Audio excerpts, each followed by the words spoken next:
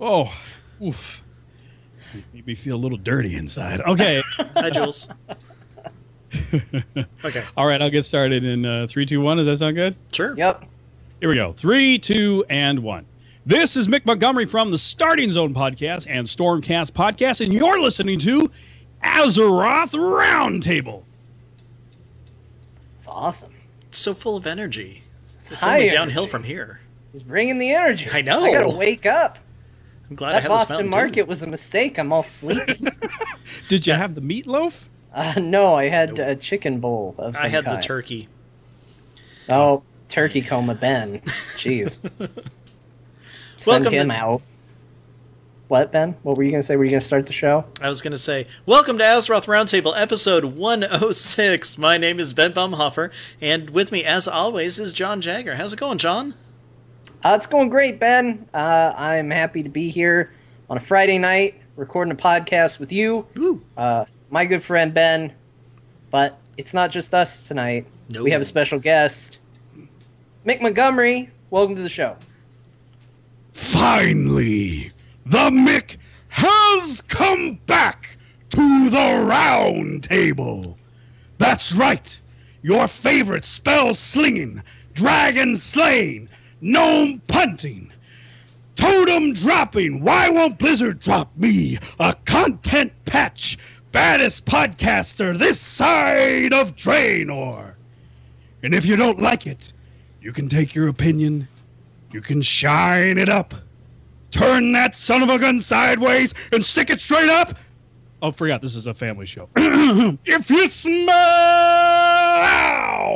what the Mick is cooking. Oh, he's got the eye. That was perfect. That's amazing. I'm done. There's no way this show gets better. So I'm just leaving. I rehearsed that all day just for John. That was amazing. Bravo, sir. I don't even know. Thank goodness I don't have to host this thing because I'm just. Well, I will say, as someone who doesn't really know or like wrestling at all, that was amazing. Absolutely fantastic. Well, it was my pleasure. I don't get to bust out my wrestling impersonations very often, and I figured, well, after the Azeroth Roundtable after WrestleMania, this is probably the only time I'm going to be able to do it and make sense of it. Yeah, it was an appropriate time. Yeah. I showed up tonight, folks, in the chat room, and in the show notes was a GIF of Stephanie McMahon making faces. So I knew it was a sign. I had to do it tonight. He knew his audience. Definitely. And, coming from the chat room, Wrestle Nerds needs to happen. Vignette said so. And I actually saw that you guys were talking about it on Twitter. And I don't want to say that Azeroth Roundtable 106 is the announcement of Wrestle Nerds. It's our pilot episode, though. Crap. Taking it over. Hit Ben with a steel chair and let's start this thing. Ooh, that's gotta hurt, Mean Gene. So, Mick, thank you very much for joining us back at the round table. It's been a little while, so, I'm curious. John's curious, even though he doesn't look like it. And the audience is curious. What have you been up to, either in, out of WoW, or, in the ring? In and around in the ring. Well, I've been practicing my tiger suplex lately. It's not going well, though. Let's see. In Azeroth, as it relates to World of Warcraft, just been playing, Warlords of Draenor since last time, obviously, as everybody else has. Switched my main from Mage to Shaman, which has been an interesting transition, which is kind of like punching yourself in the face when you change main for me, because I have to relearn what to do. But I finally got into doing some raiding and finally kind of in Blackrock Foundry a little bit. I have a raid team over on CTR that took pity on me and allowed me to tag along. So I've been doing a little bit of that, just been dropping my totem and shooting my lightning bolt and playing around and, just actually having a good time with WoW because, the game has shifted so much for me in terms of what I do and how I participate, and but been probably spending, unfortunately, way too much time playing Heroes of the Storm. So that's when I'm spending a lot of my time. So when you do 2 podcasts for each show, each game, then you spend a lot of time kind of like cheating on one with the other. So Yeah. Seems to be the way. Another mage bites the dust. I know, and it makes me feel so horrible about what I said last week. The purge continues. Yeah, No, I mean, I actually burned my level 90 on an Alliance Mage. So I have an Alliance Mage at like 92 that I'm kind of working on. But my first raid team I walked into was like, oh, yeah, Mick, play Shaman. And if you could, could you roll Resto? We'll need a healer. And then they just completely disbanded right in the middle of time all. I'm like, great, I'm stuck with this Shaman. Yeah. And they dissipated like so much clouds. Evaporated into the wind. Yeah. What about you guys? What have you guys been up to? John. Well, so currently, my WoW experience involves logging into the game and talking to a dude and saying, "How's the garrison going?" And he says, "Great, man. We had all these people go out. They did some stuff." I'm like, "What'd they bring me?" "Oh, we got some gold. We got this bag. Got this thing that lets you retrain your followers you're probably not going to use." Like, "Can I sell that for gold?" "Nah." "All right, well, I'll take it anyway." And, what else you got? And he's like, "Well, we got a couple more missions for you." "Great, send them out on it." "All right, man." And then I say, "See you later." Or, as Ben put in the chat, the show notes for my current experience in WoW is pretty much that animated gif of Grandpa Simpson walking into the brothel, seeing Bart, and then walking right back out of the brothel. That is pretty much what my WoW experience has been lately. It has been log in, check things out. Yep.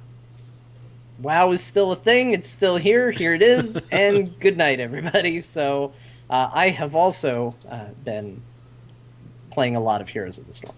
Has pretty much been my substitute, but I'm playing as WoW characters in Heroes of the Storm. I was going to say, so it's not like you're straying too far. I mean, if you played some Sylvanas this week, then Yeah, I play a lot of Sylvanas. I play a lot of Thrall. I've played more characters than Tassadar, which is amazing. Absolutely amazing.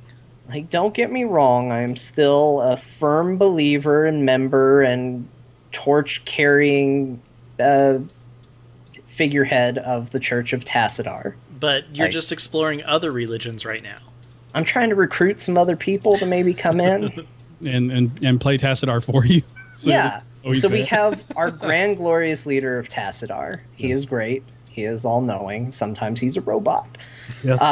And now I am bringing in some disciples. We've got the disciple of Thrall. We've got the disciple of Sylvanas. Both very, very strong disciples. I feel really good about them. As long as there are no nerfs, I don't see any betrayals coming from within. The church is strong. It's built on a good foundation of, assassins and specialists. We could probably use a warrior. Yeah. Well, got a support as our leader, so it's, we're doing good. So who would you choose as a warrior? If I have to play a warrior, I've been playing Diablo, and I'll tell you why I play Diablo. Diablo is one of my favorite characters to play as, because there is such a trolly thing you can do with Diablo. He has an ability where he grabs you, and he lifts the character over him and puts it on the other side. Now, why I love this ability is if you do it right at your gate, you will pull the character over the gate and trap them inside your base next to all the towers that will then blast them apart. It is my favorite thing to do. I love it to no end. I giggle every time I accomplish it, and I will deliberately bait people over there. "Oh no, Diablo, he's hurt. He's over there in the corner." And they come over. "We're going to take care of him." And just whoop, drop him in the base and be like, "What now?" Yeah. A popular move for Stitches with the hook and gorge. Oh yeah, that would totally work as well. I have not played Stitches, but Stitches frequently is a frustration to me because he's got popular. That hook. Yeah, he's a tough one. He's probably hands down the best designed warrior in the game. But there's a lot of folks that play ETC that would argue with that. But all those guys are good warriors. Yeah, but Stitches, I mean, you just hook them, shove them in your mouth, then run through the gate yourself. Totally works. Yeah, there you go. That's another way to go. Barfing somebody out onto a turret. And the new overlay they added, too, for that effect, where if you get eaten, you're like the screen, you kind of see his back of his teeth and his tongue and stuff. Oh, cool. I didn't know that. Oh, it's so good. It actually makes you feel kind of okay when you get eaten by Stitches. You're like, well, I'm sad, but hey, look. Yeah, yeah. No, I mean, people are saying like, I can't tell when I get gorged. It's not fair. So it's incredibly obvious for you to now know that you've been eaten. And also the same for, I think, Anubrak's web wrap, too. So folks can figure out what's going on. I am thinking about buying a new Brak. He seems fun when I tried him. So I might have to spend the gold on that. I've got like 11,000 gold I haven't done anything with. So well, he's a cheapie, too, now. I mean, he's only 4K gold, so. Which also, tell me if you run into this problem. When I look at the gold costs, there's this part of me, I know it's not true, but I see like 4K on a character, I'm like, oh, that character sucks. Yeah. The gold, I think, the gold prices are always, I think, a little strange and a little weird. For example, and I do think that they put probably some of the more better designed heroes in the kind of 10K category. But then again, if you look at Malfurion at the low end at 2K, probably you could argue he's top tier, second tier as a support class right now. So, you know, there definitely are, I think, some quality cheap heroes at the 2K mark. I think that the idea is that those are the heroes that are, in theory, a little bit more straightforward to play, whereas the higher end, higher cost heroes take a little bit more in the skill category. Like, you know, Stitches, I think, for a beginning player is tough because the hook's a skill shot, and if you can't hook, you can't stitch. Yeah. So, I think that's kind of how they set up their gold scheming. And I think Nubarak, although I wouldn't say is a tank for new players, I would say he was getting so underplayed. I think they dropped the price on him to try and get more folks to buy him and play him. So are you saying with Stitches, if you can't hook, you get less gold? Yeah. Ben. Yeah. Damn it, Ben. I'm just This is just checking. well, it's turned awkward. Okay. I've also been playing a lot of Bloodborne, which I was almost out, but this is the way it always goes with games like that. I was almost out. I had hit a boss that was just infuriating me to no end. I was like, that's it. I'm done. I'm frustrated by this game's, and then I beat the boss. I was like, I beat him. I finished this boss. I'm so excited. I love this game. This is the best game ever. And so now I have played forward. I've played through a whole bunch more stuff, and now I'm up to another boss that is now wiping the floor with me. So thus is the continuing cycle of Bloodborne. A lot of people playing Bloodborne. I mean, I think there were some people in your chat room tonight who were like, I play Bloodborne. I'm loving it. I'm addicted.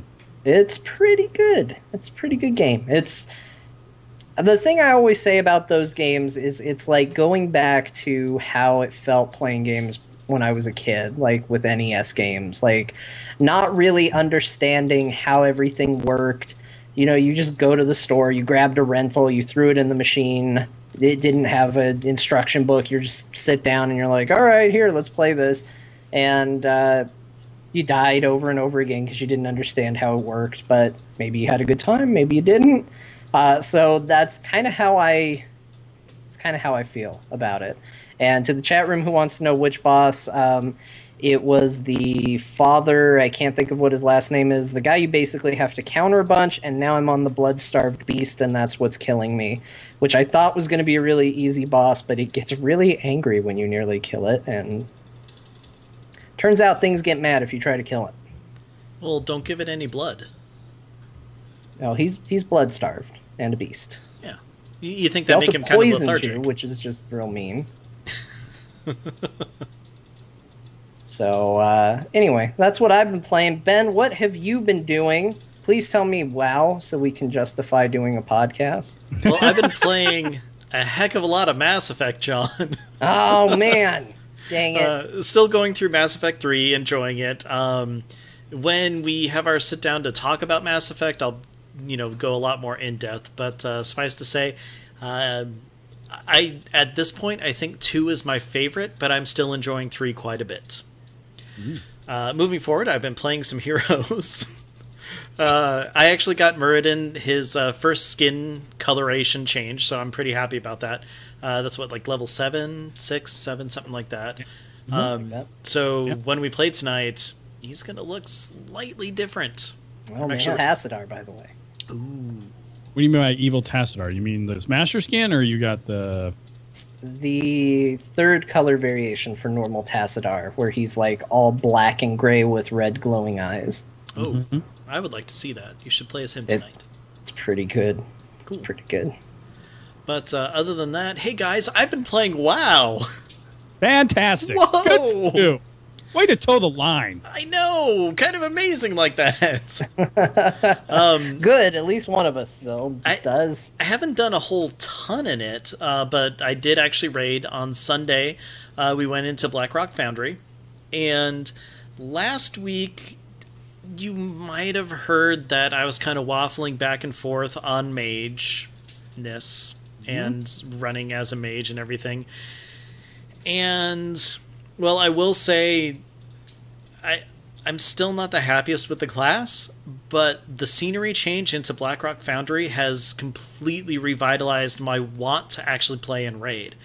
I realize Heimdall sucks. I don't like that place. I mean, it's no Throne of Thunder, so I don't hate it, but I don't know if it's just because we were in there for too long, if it, I just didn't really find the bosses interesting, or the fact that as a mage, the fact that every single thing that I have to do in a raid fight is essentially run around, meaning I can't really cast or do anything.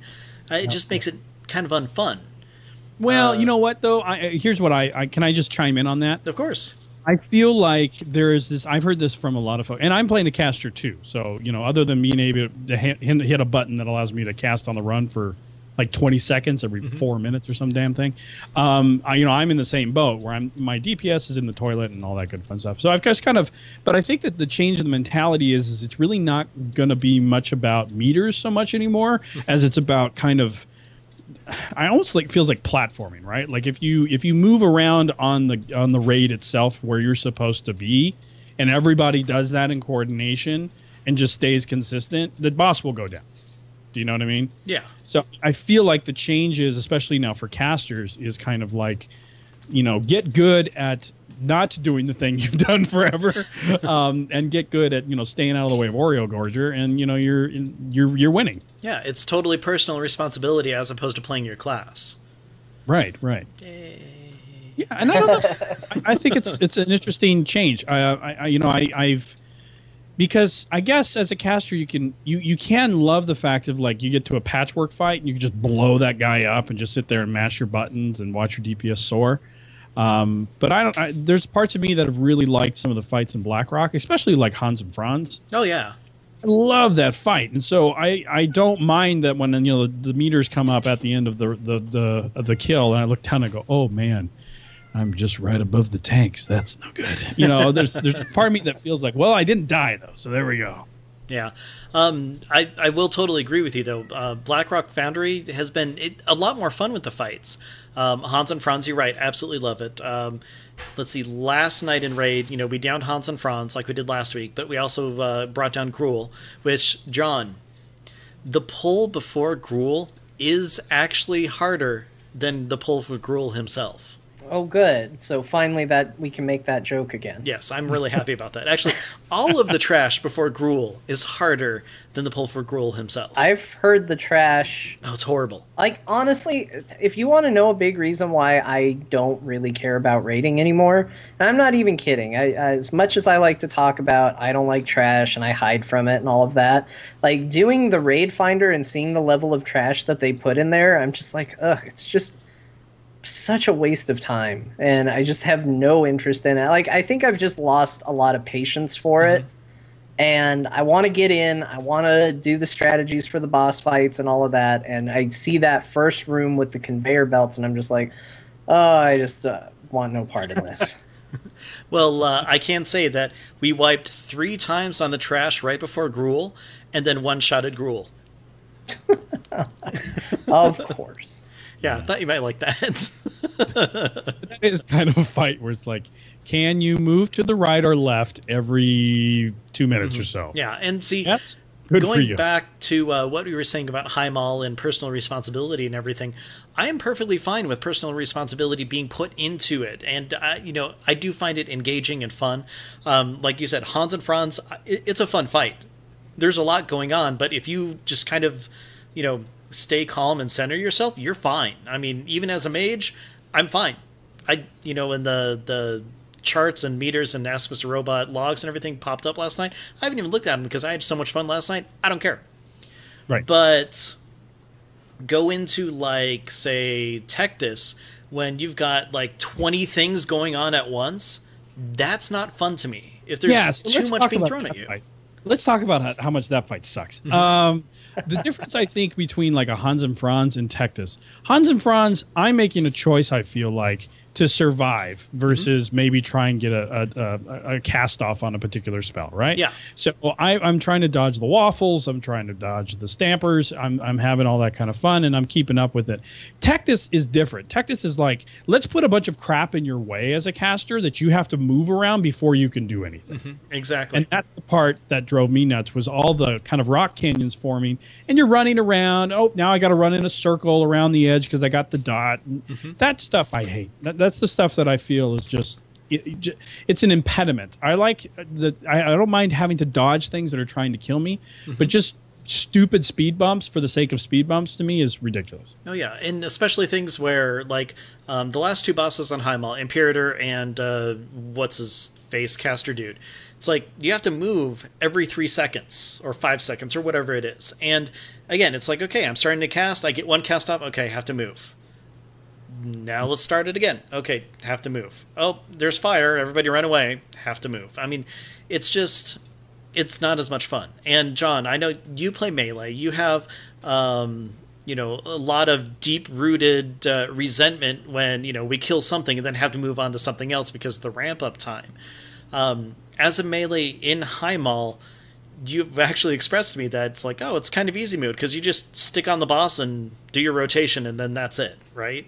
Yeah, I mean, so for a boss like Tectus, Melee has it pretty easy. Yeah. The most annoying part is that eventually, as you condense closer and closer and have less room, the little spikes that they put on the ground that knock you back become essentially unavoidable. Or you're just like never DPSing the boss, so you just kind of spend a lot of the fight getting tossed around or like trying to jump around and avoid these things in a real tight circle. It's not a fun fight. I think we might talk about this later. I can't remember where we got this bit of feedback, but last week I said, why am I not enjoying raiding? And I wanted to hear other people's thoughts on it. And somebody said, like, fights take too long. And yes, all the fights in those raids take way too long. Like, I have had time during so many of those fights where I'm just like, man, are we still doing this fight? Like, I can't believe it. Like, and while you're doing that, like Arthas, is that what you're saying? like every boss, the length of the fight feels like it should be the final boss of the raid. Yeah. Okay. And sometimes the mechanics aren't interesting enough to keep that up. Like Brackenspore, I get bored during Brackenspore. Well, and I have a job on that one. So, like, I have to interrupt the ad that pops out. But the problem I run into is because, and maybe it's just, ADD John all of a sudden, like, I'm sitting there and I'm like, all right, I got to interrupt when he does this thing. Oh, this fight is so boring. Oh, there it is. Oh my gosh, I got to interrupt. And like, I have missed it because my mind starts to wander as we're fighting him. I'm just like going through my rotation. I'm just like, what am I going to do tomorrow? What's going on in life in general? Well, okay, let me ask you this then. Would you prefer that or playing red light, green light without DPSing the entire fight? Because that's what the ranged are doing the entire time, is we're running around, chickens with their heads cut off, like, granted, in a group, because, you have to stay grouped up on 98% of all of these fights. I don't think it matters. Like, whether I'm doing that or whether I'm just sitting there not doing anything, it's too long. Yeah. Like, I'm either frantically running around for too much time or I'm sitting up front being bored for too much time. Like, that's the big problem. That, like, to me, I think the fights are way too long. Not to say that everything needs to be face roll, but I think the problem is that they've added so many mechanics to these fights in order for them to not feel like, oh, it's just like this fight that we've done before. That in order for those mechanics to be fully implemented, they have to have the fights go for a certain amount of time. Otherwise, you never get to see them. So as a result, you've got just fights that seem to last forever. And I don't know. I'm sure there's people out there that have number data that's like, well, actually, the fights are just as long as they've always been. But these feel really long. At least the ones I've done. They feel like they take a really long time to get through. Well, I think it's too because they're just cycles of phases, right? So it's kind of like you just repeat the same phase over and over again in a lot of the fights.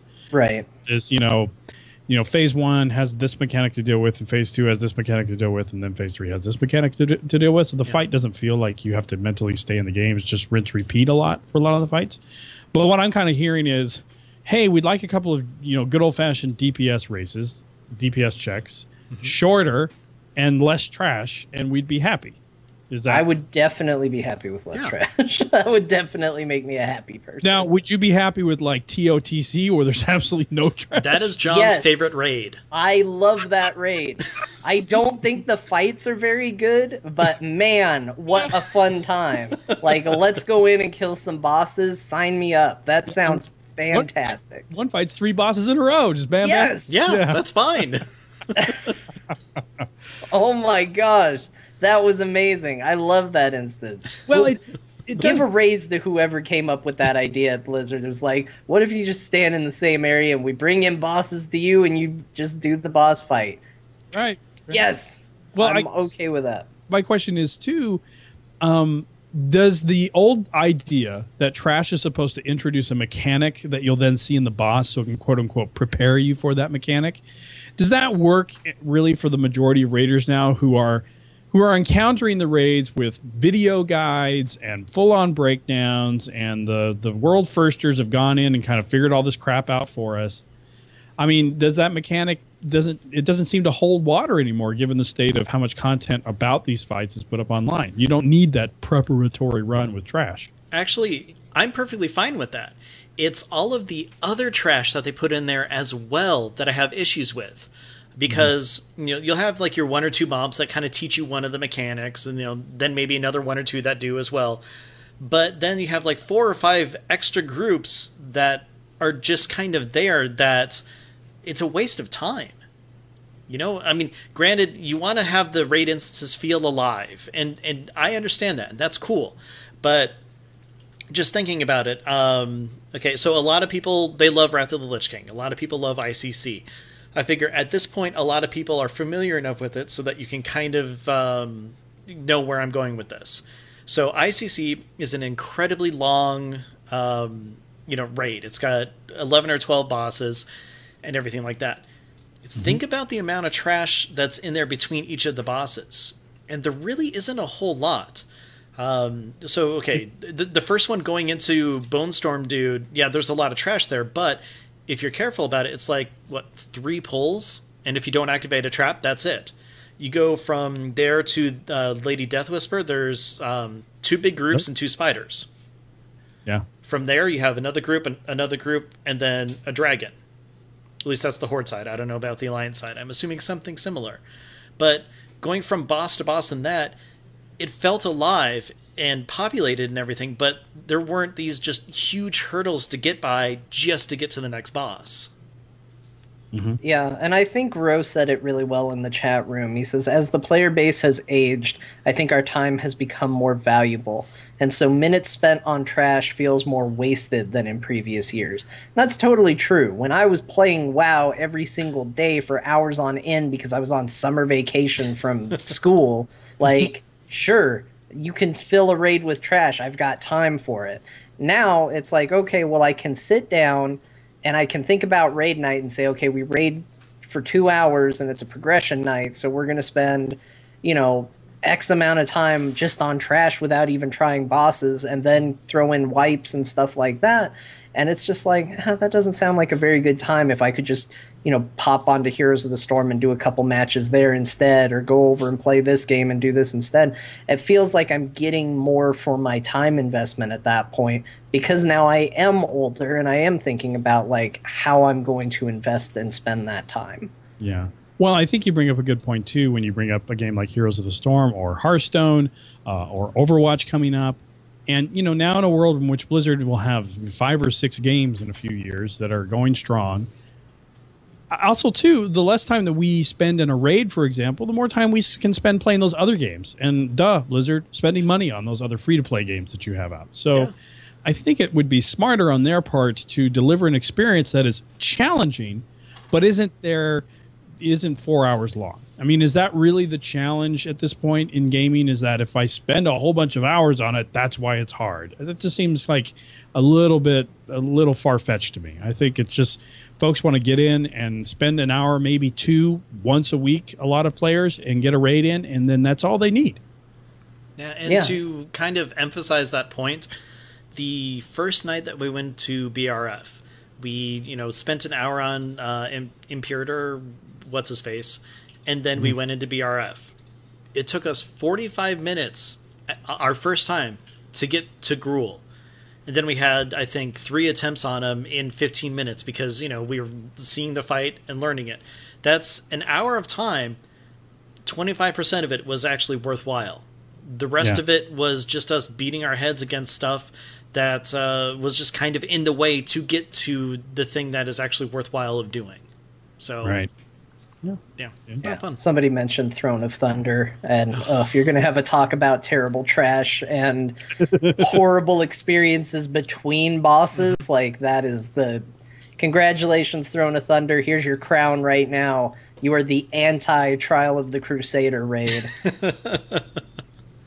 No, I agree. The pointless trash has got to stop. I don't. Maybe we'll just at once, everyone in the chat room, just go and tweet Watcher and be like, "We're done with the trash." Just tweet it now. Yeah, take away our allowance, but we're not doing trash anymore. Yeah. Hashtag just say no to trash. Yeah, just do it. If like all the people that are in the chat room tonight did it right now, he'd pay attention. He'd be like, "Oh, what's this movement happening?" Let's pull this right back into wrestling. And we invite you to join the conversation by using hashtag just say no to trash at WatcherDev. I think that's my biggest pet peeve with rating, especially now because, and Blizzard's stance on trash has always been, well, it would feel weird if you were going to do a siege on Orgrimmar and it was empty except for like 5 or 6 guys. Yes, that is true. But my counter to that is, especially now where they have made us commanders of the Horde, like, where's our army? Send our army in to take care of the trash. Like, let us walk through the battlefield and single out the generals and, let these other guys fight.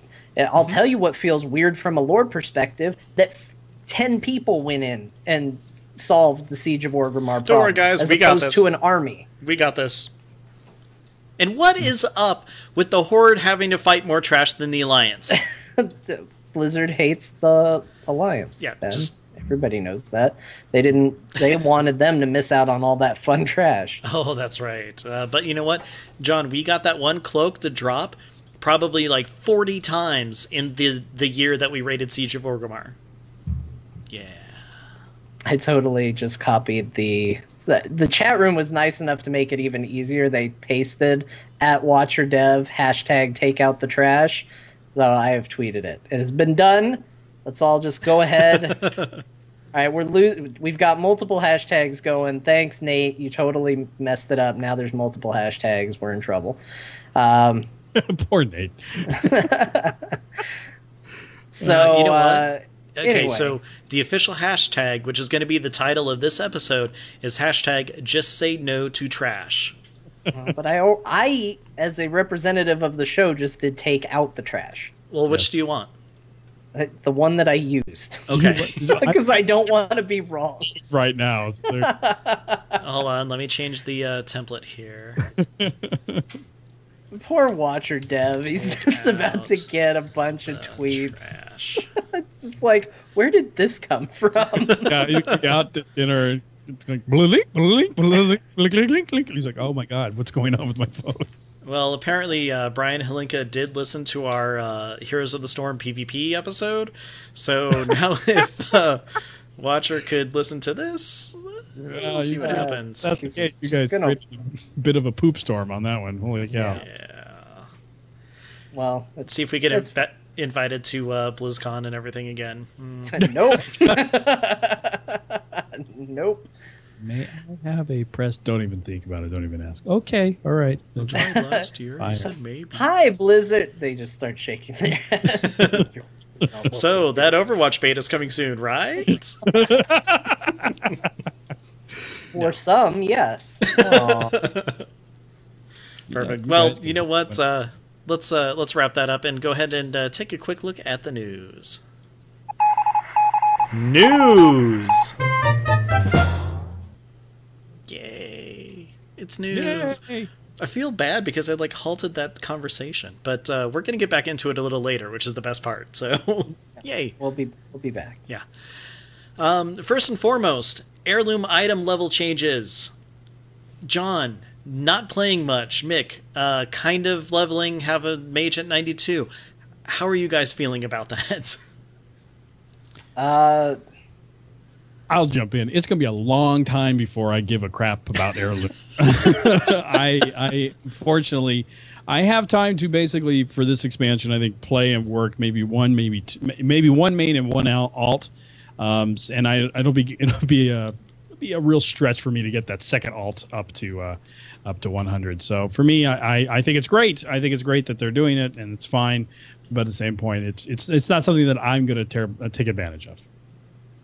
John? Yeah, I'm kind of in the same. But although I will say this: occasionally, I wake up and I take a look at just the state of all things World of Warcraft, and I say, what if now's the time for a new beginning? Just a new tune, a fresh start, a brand new character in this amazing world. Pretend I don't know anything about World of Warcraft. All these jaded opinions about trash and all of that just out the window, just bright-eyed, fresh-faced, ready to go. As fresh-faced as an undead or something could be.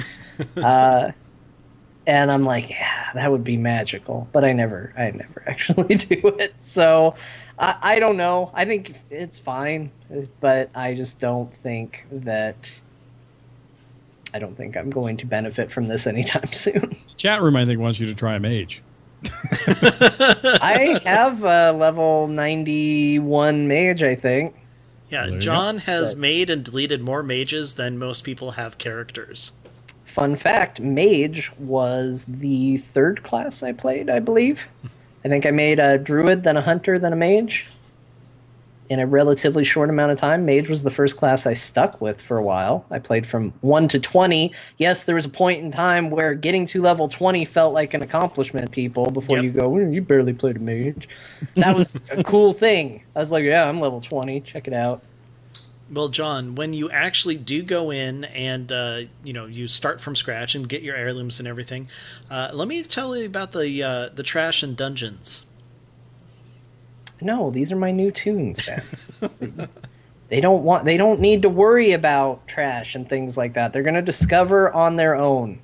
Yeah. I invite them to become jaded all on their own. Very true.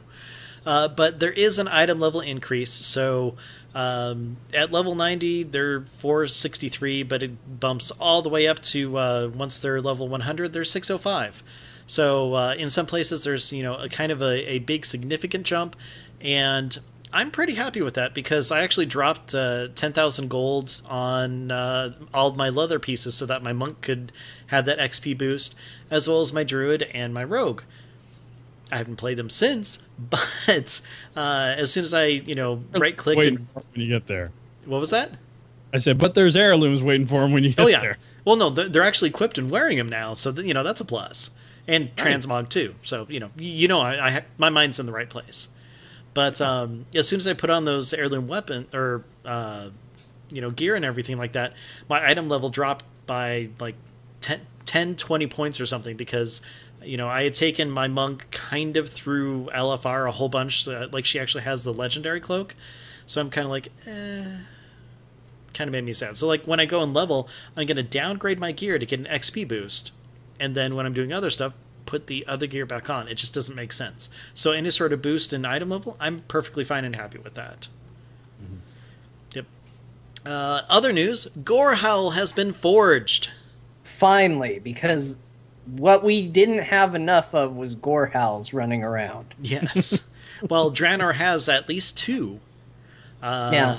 I mean, And then Civ is carrying too. I saw him the other day in WoW. He seems to be dual wielding them. So that's 4. Yep, because time travel. Oh, my paladin has one. So my pally has one too. Okay, so we're 6. There's at least 6 Gorehounds. They've now made a 7th. Perhaps this one's we're real. good on Gorehounds. We're good.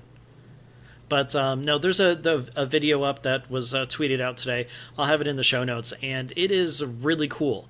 In all honesty, something like this is what I would have been happier to see when they made the choppers.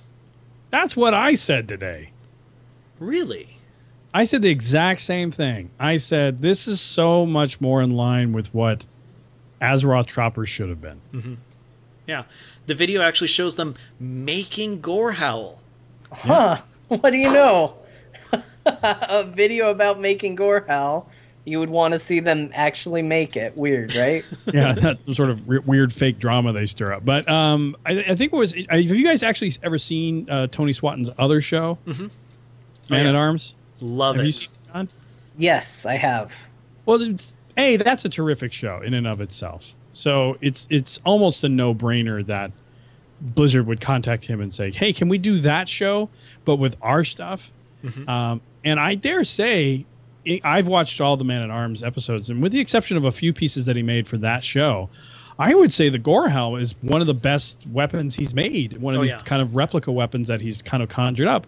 And the coolest thing about it is that these things actually functionally work. Like, it's not just something you hang on a wall and never would actually put through the paces. I mean, they show footage of them, beating up training dummies and slicing up watermelons with it. I mean, it's an actual practical axe. So yeah, if Manaroth comes after you, you will be prepared. Yeah, very true. But just, move after he's doing his thing. Don't just stand there. Oh, maybe. I thought you had to be tackled away. Well, you could be tackled, but maybe just move on your own. Maybe don't rely on somebody to tackle you out of the way. Maybe just kind of move. Yeah. But here's a funny story that I told you guys I had a story about this before in the pre-show. You did. 2 weeks ago. So Tony Swatton's shop is in Burbank, California. I work in Burbank, California. I live near Burbank. I'm in and out of Burbank all the time. And my son and I were enjoying lunch on a Saturday afternoon 2 weeks ago. We're sitting down at lunch, and I look over, and in comes these 2 rough-looking biker-like guys in through the door. They get a couple of sandwiches, and they sit down about a table away from us, and they start eating. And I'm looking at the guy, and I hear him talking. And I'm like, man, that guy's voice sounds really familiar. And then I realize it's Tony Swatton, the guy from Man-at-Arms. I realize, oh, that's the guy. And so, and he's really into his conversation with what I realize is the other guy who you see on the show helping out every now and again. Mm-hmm. I'm like, oh, this is cool. These guys are, and they're sitting there going, well, when we get back to lunch, what are we going to tackle? And he says, well, I'm going to tackle that big hammer. And then why don't you work on that sword some? And now that I'm sitting here after seeing this, I'm like, Doomhammer? And then maybe that'd be pretty cool. So I think he was the guy prop master for the original Thor. So he's made a Mjolnir. So there you go. There. Yeah, I think it's going to be. I really enjoy it. I think it's a fun show, and this is so much more fun for me to watch than Azeroth Choppers. Yeah. And yeah, it sounds like if that's what they adhered to, because that was what bugged me. Is I was like, okay, let's see the craftsmanship of the bike, and we talked about it every week, so I guess I don't need to go over it again. But just like, if you're gonna sell me on the idea of we're making something, like I think the part that everybody is interested in seeing at that point is the making of it. Mm-hmm. So I'm gonna definitely check it out. Haven't seen it yet, but I'm excited to see it. So yeah, we'll watch it my tonight. favorite part of the Gorehowl bit is when the one guy was all like, I'm too sick, I can't work, and then he called in, and then they had to fill in for the day, and then they were under a time crunch, and 5 weeks was just way too little time. Oh, sorry, how many that's something times else. did they take a break to play WoW? 5. Great. And 2, what I liked about this show, and not to spoil anything, he makes a colossal mistake in the middle of crafting Gorehowl. And you're actually like, oh, no. and so it was actual legitimate something bad happened that we all go, oh, that's so terrible. And then the show keeps going, and he kind of makes for it, but it wasn't any sort of like artificial. And in walks, Tony's wife, and she chews him out for eating the last, Snickers bar or something. Like, there's nothing kind of terribly artificial about this. It's just a dude in there banging away on steel, and it's just fantastic. Yeah, it's not a reality show. It's like it's a how-to video if you want to make your own gore hell and have access to, blacksmithing tools. Yeah. I keep my blacksmithing tools right over there. Yep, just off camera, right? Yeah, just right there. There's a whole workshop right there. It's amazing. Yeah. No, his actual studio is off of you can drive by it. It's the Sword and the Stone studio. It's like right there. And I've always wondered what the crap that was. And now I went back today online and kind of did some more research on Tony SWAT, and I realized, oh, that thing I drive by all the time. I'm like, why are there all those suits of armor in that store next to the bike shop? Like, that doesn't make any sense. Now I know this is guy's like gallery of work. Turns out you were wrong. It's not Arthurian cosplayers. Exactly. Is Ren Fair that big in LA that we need a whole store dedicated to this? Man, they're really into it over there. How many nights are going to the Ren Fair? Good grief. And right next to a bike shop. Do you think they're like Renaissance bikers?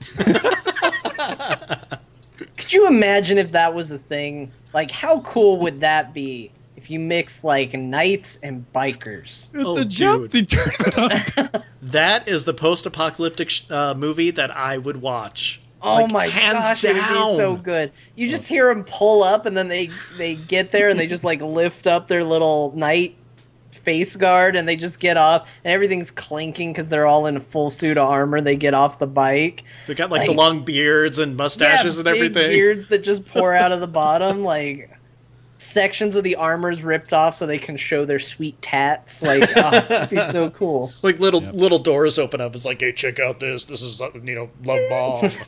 Heart says mom. Yeah. Oh man, I actually really want to watch that now. John, make that a comic. Okay, let me just do that. Okay, cool. Whip that up. So, last but not least in the news, April Fool's Day happened. It did. Yeah. The best part, as usual, is the fake WoW patch notes. Mm-hmm. Which, by the way, this year I would be okay with everything they had under Monk happening. Yes, please. Especially the part about giving me 2 extra clones to play around with. That sounds great. Yeah, Earth, Fire, Wind, Water, and Heart. Yes. There were a lot of really good patch notes, as is always the case, because Blizzard always does a good job. Whoever writes that is just brilliant, and they need a raise. But I will share with you my favorite patch note. I actually wrote it down because I liked it so much. Under bugs, players who literally can't even should be able to literally even again. Nice. It's my favorite. My favorite is from the Shaman notes. Lightning Bolt can now only be cast while moving. Stopping or standing still will interrupt the cast. Yeah, one of my favorites is it's for the races, for the Worgen. All Worgen characters must now wear a collar and carry around little blue baggies. Yeah. Here's another good one for shamans. Heroism has been renamed Bloodlust. Bloodlust has been renamed Heroism. Yeah. Yeah, but I have to say, to top it all off, is in the mage section. Despite their many heroic deeds over the years, player mages are still nowhere near as cool as Jaina or Khadgar. Seriously, did you see what Khadgar did with the dam in Tannin Jungle? All the elements were like, boom, and then he threw them at the kapow, and all the water went whoosh. It was awesome. Love that one. Yeah. I will add one other news thing. They are now doing closed beta invites for StarCraft 2 Legacy of the Void, which is a good symbol that pretty soon the 2 HOTS abbreviations are going to go away. Because now it'll be HOTS for Heroes of the Storm. And love. And LOTV. No, I'm just going love. Legacy of Void. Because they're kind of Russian, right? Yeah. You're going to pay me some love tonight. Love. StarCraft love. Love. We're gonna do some everybody. Yeah, this is Tassadar. You require additional pylons. That's a different kind. Never mind. Do my pylons vibrate? All right. That's news. All right, let's take a seat at the round table. Shut it! Round table. Welcome to the Round Table, where we discuss in depth the issues that mean the most to us, the players. This week's Round Table topic is all about feedback and another plethora of topics. Yeah, that's not great grammar. I didn't have John spell check, and I sound like an idiot. Anyways. I didn't write it. Yeah, you never do. If I had written it, you'd still be talking. That's true. So we've gotten some letters, and we've been putting them off quite a bit. And Mick was kind enough to join us to discuss some of the finer points of some of them. Due to how long our What We've Been Up To discussion has gone on, I've already put one of the... Oh no! We already lost one. The whole point of this episode was to get through all of them, Ben. Yeah, I know. What if we really hurry? Okay, well, if we really hurry then. Okay, let's do that then. We're going to kind of break them up between the three of us, kind of reading sections, so that you don't have John just kind of droning on and on and on and on and on and on and on and on and on about stuff. Most of the show? Yeah, pretty much. That's fine. So, John, go ahead and kick it off. Okay, who's this first one from? Because that's at the bottom, and I'm only reading the top. I think we should get that That's out. That's from M. Butts or Mabutts. Mabutts! It's good to hear from Mabutts again. Mabutts says, "Hi, Ben and John. Your show is consistently one of my favorites, and though I often have responses, they are usually said to the other drivers during my commute. Typing up emails while driving is not recommended. This time, however, I decided to write once I got to work. Sorry for the massive wall of text. At least it has bullet points, right?" Yes, we appreciate bullet points. Yes, very much so. It helps us focus and be able to continue. So, Ben, why don't we get to the first bullet point? Okay, Mick. Oh, I already messed up our color code. So we're just system. keep on reading until we're through, right? That's what Yep. we're doing? Okay. I'm conflicted with the topic of this episode. I hear a lot of people saying they feel like there's nothing to do, nothing to draw them out of their garrison, no social interaction, and they feel their game experience is lesser for it. That feeling is real, and while people can try to give them things to do to change their feelings, that's what they feel right now. Yep, if I remember correctly, this is for episode 103, where we talked about how people don't leave their garrison. Oddly enough, still fits for this episode. So. Yes, it does. We planned that. Totally. However, I feel like I'm a totally different player type because I'm not feeling those things at all. Or maybe for me, those feelings of no reason to leave my garrison are enjoyable. So here's a thought dump of my experience in Draenor, and maybe while I'm still enjoying the heck out of Warlords. So first bullet point. I don't have a lot of time to play. Usually 20 minutes to 90 minutes most days. Bullet point. Oh, we're going to read the entire thing. Okay, go ahead. I don't know. Did you have something you wanted to say about how much time Mabutts has to play? Well, it kind of came down to the previous discussion where you were talking about time limits and everything like that. It kind of fits in with Raid. It's the player base has kind of grown up and our time is more valuable. So I totally get that. Yeah, bullet point 2. When I do play, I'm often emotionally, mentally, and physically drained from my day of dealing with issues and people at work, dealing with family, and juggling the logistics of work, home, husband, and kids. The last thing I want is something challenging. I'm looking for interactive TV that lets me accomplish tasks that have no consequences in the real world, i.e. if I choose to never do an Apexis daily, the bank won't repossess my house. Thank God that's not a thing that happens, because if that happened, my house would be gone. So gone. Other people's houses would be gone. Because those Apexis dailies are bad. Too bad that's not actually an option. It's like, well, I could give you 10,000 gold in game instead of my mortgage. That'd be cool. Oh, I'd be man. way more into making golden WoW. That would be the best token ever. I don't want excitement or adrenaline when I play games, which is one big reason I have no interest in dungeons or raids. I have no connection to or desire for the rush most people describe as, it felt amazing to finally down that boss. All I ever feel after a challenge is, good, that's finally over. This is why Mick's here. He's a professional. I know. He's way better at doing reading awesome. the things. I'll have to step it up. Ben, you need to step it up first, though. Okay. Bullet point. Before WoW, I started in January 05. I loved city builders and single-player RPGs. Oh, you're making me feel gross. Go back to normal reading. Thanks.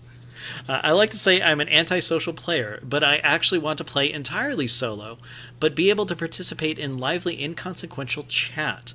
This is why a mega guild is a perfect fit for me. There's always chatter going on that I can jump into, but I don't have to. I love choosing buildings for my garrison, choosing and leveling followers, crafting things to sell, and pursuing achievements. I'm not a collect them all kind of person, but I'll certainly collect 20 for an achievement. Except 20 pristine archaeology finds. Not doing that. No one is. I loved wandering around. Oh, wait, am I supposed to do this bad now or the same I've been doing? No, you can keep going. Are you saying that I'm doing it bad? Ben just got a little creepy. Okay. I love wandering around the world, finding the treasures, and get Lore Master every expansion, though there sadly was an achievement for that in Warlords. I finish every quest, find every flight point, explore every corner, and do it all on my Feral Druid in stealth. That should be an achievement right there. I don't miss flying because I lose my mental map of the zone the moment I go up in the air. Unlike Bane, your excellent guest on 103. I think this means my mental maps are kinesthetic rather than visual. Okay, I gotta say that the way you read that in that one part made me think, find every flight point, explore every corner.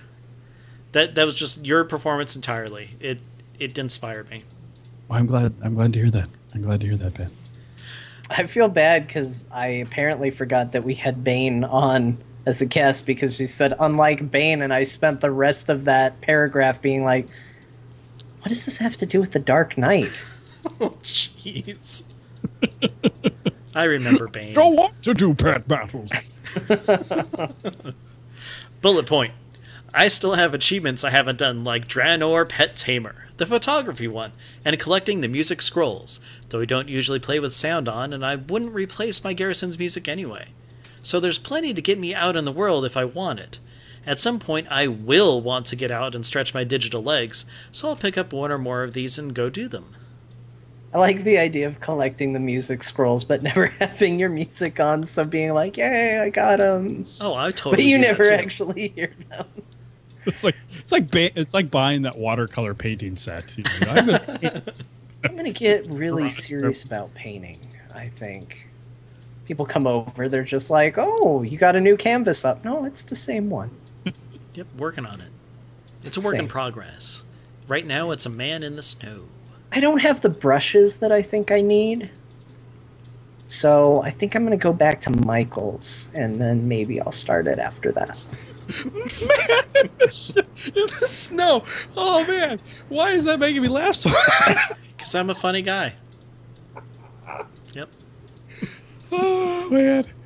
All right, where are we? This is a really long... I have reputations, mounts, and pets still to complete. And a few alts to level. And then there's all the stuff I didn't complete and miss. So much to do and not ever enough time.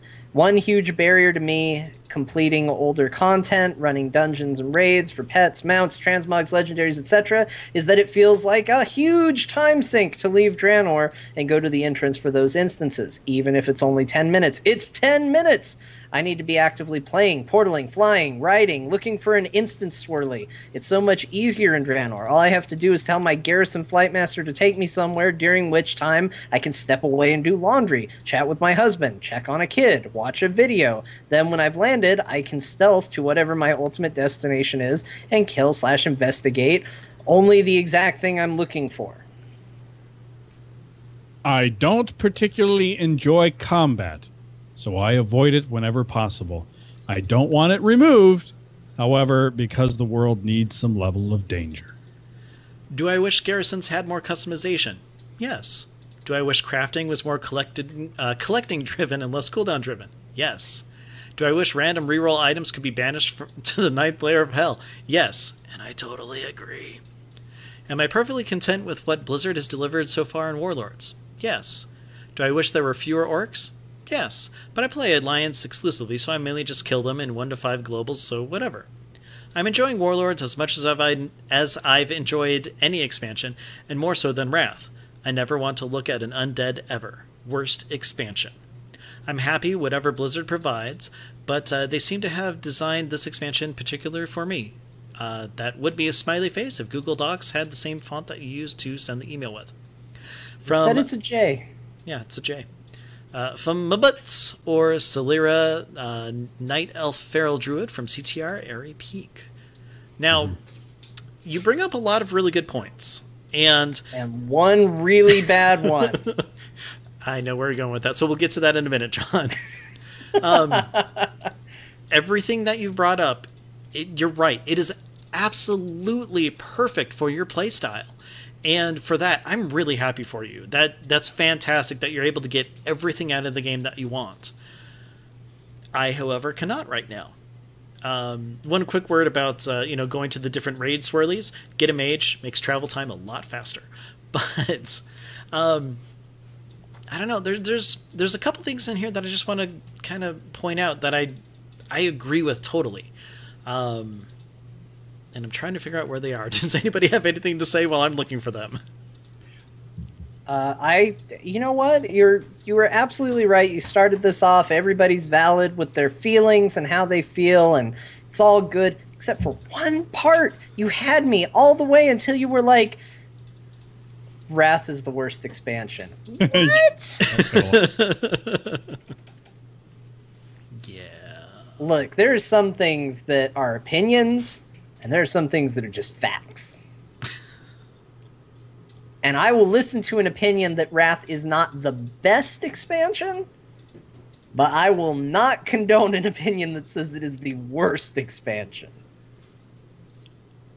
Okay. There you go. I totally agree with John. Like, did you play Cataclysm? Because I did, and it was not fun.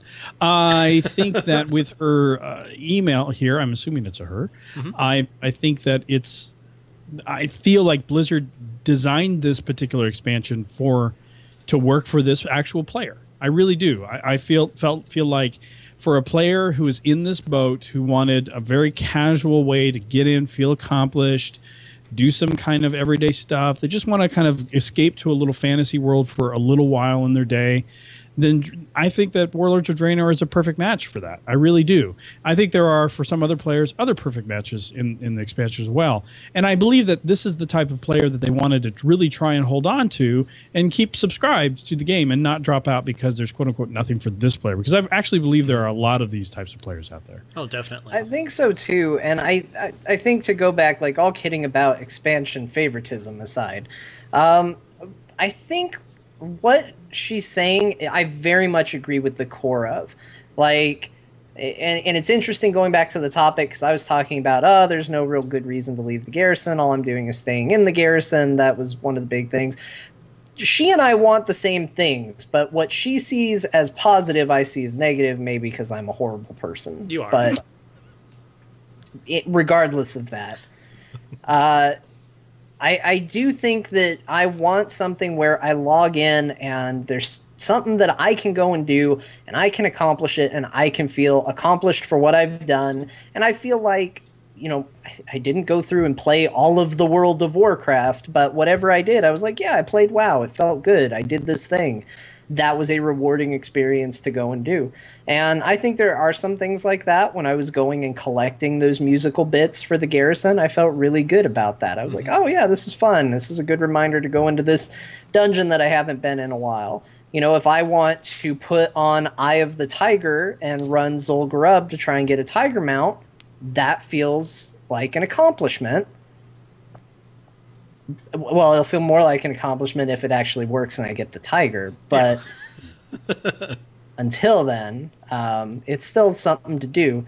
So I like stuff like that feels good. But where I have a problem is when I just feel like I am going in and wasting time, and we all have different opinions of what that is. So she's saying, I think raiding sounds like a waste of time, and I'm getting more to a point where maybe I agree with her.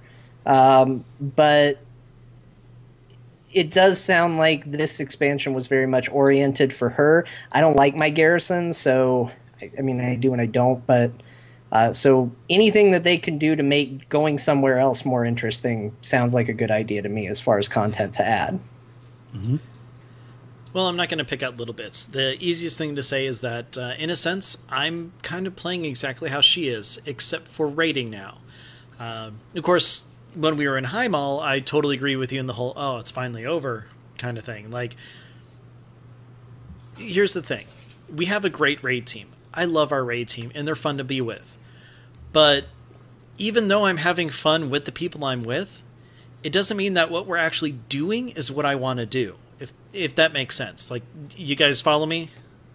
As somebody who has gotten into our vent chat and done other things, yes. Okay. Yeah, you're right. I forgot about that. But yeah, it's one of those things where I was happy when Highmall was over. It's like, yay, I'm done. And generally I just leave almost right away and go play Mass Effect because I'm, wanting to do something fun with my night. Since we did BRF, I've enjoyed it a lot more. It's a different experience for me. The rest of my time in game, though, has been running old content, getting pets, getting mounts, getting music. And I actually don't play with the music on right now, so getting all the different music is just to get the music. I'll never play it. But I think I actually have it set for Way of the Monk right now, because that's an awesome song. So when I do turn music on, yay. But you know what? You have great valid points, and like I said, I'm glad that Blizzard has given you something to do, and it's just enough. It's great. Yeah. Oh, and last but not least, one of my most recent ventures in-game, I actually found the island where the Robin Williams tributes are, so got to see that. So, yay. Letter number 2. Let's go ahead and move forward. All right, letter number 2 is from Joe Brewer. And I believe the subject on the email was, why the hell not? Which I appreciate an email that is so forward and direct. So let's get into this, because I think this is a great email. Mm-hmm. With a lot of the quality of life changes, I want to ask, why not? 1. Have Hearthstone/Garrison Stones as a learned spell, hence no longer as an item which takes up place in our bags. Yes, why the hell not? Allow access to our bank and such on a 24-hour cooldown. Sure, engineers can do it more often, but not as much as a game breaker. Yes, why the hell not? Yeah, I wanted Mick to say it, and he was going to, but you talked Oh, over him. was he? Sorry. No, John should say it the whole time. Okay, well, fine. Allow transmog through a simple UI with costs and remove the vendor. Yes, please. I said, yes, please. Okay. Please well, no, make that happen. No cost. Just put it in the UI. Mm-hmm. Why the hell not? Make it better. Make it a good system. Give it the Diablo else has system. a good transmog system. Why can't WoW? Why the hell not? Yeah. Number 4, allow all gold on Realm to be usable from all alts. Please, God. Why the hell not? And last but not least, make work order items bind on account. I have 47 hexweave cloth on my warrior from BOT quests and such, which since he has no tailoring, hut/prof are useless. Guys, look, let me just hold on. Yeah, why the hell not? I'm like Ron Burgundy. I will read literally whatever you put in the email. So let's maybe calm down on abbreviations and things like that, because when I say things like from BOT quests or bot quests, I don't know what we're talking about. I didn't understand any of the end there, but I agree with the first bit that I did understand. Why the hell not? Why the hell not? A petty round table topic, sure, but I mean, why not, right? Joe Brewer. Yes, Joe Brewer, I completely agree. There are a lot of little things in this game that make you ask, why the hell not? Let me add one. Get rid of all the trash. Why the hell not? I know. Chief Vulcan has a great addition. Crafting agents account bound. Why the hell not? Yeah, why the hell not? Yeah. Or even better, instead of having like individual banks and individual, all that fun stuff, just one giant account bound bank. Yeah. Why the hell not? Why the hell not? Why not? Makes sense. It totally works. I wonder on the coding thing if that actually worked or not. Because, one of the reasons why they haven't changed the backpack is because they said that, it's just an enormous task to make the backpack bigger. So, don't you think it'd be easier to give every single person just a giant thing to put stuff in? That sounds weird. Moving on. John, go ahead to letter 3. I'm really worried. The chat room, now everybody knows I will read whatever they put in an email. You're just going to start getting emails of just hundreds of dirty jokes. I think this is going to go bad for us, Ben. Letter 3. Hi, John. Hi, Ben. I notice you're wearing a shirt from slashloot.com. Wait, wrong email. Oh. Hi, John. Hi, Ben. About rating.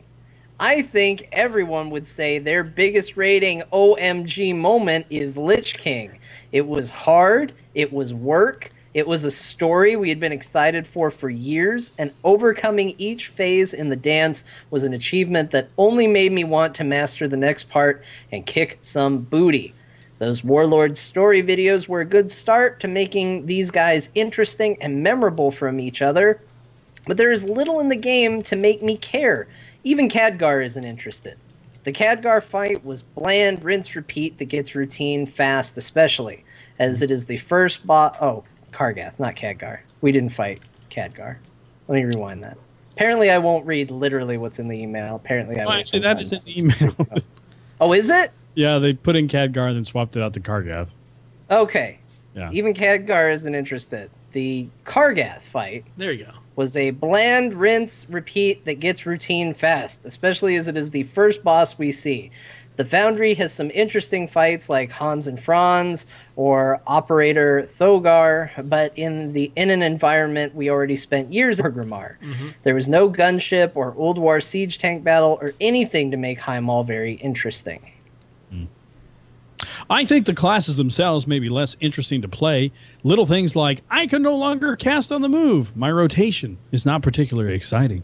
The gear is no longer an incentive because I usually already have something just as good or better for my garrison missions, or I go home with nothing but gold to show for the night. Well, that has been going on forever. Gearing up also requires you to run the raid several times a week to get the best garrison mission loot you can. So I think you burn out faster on those encounters.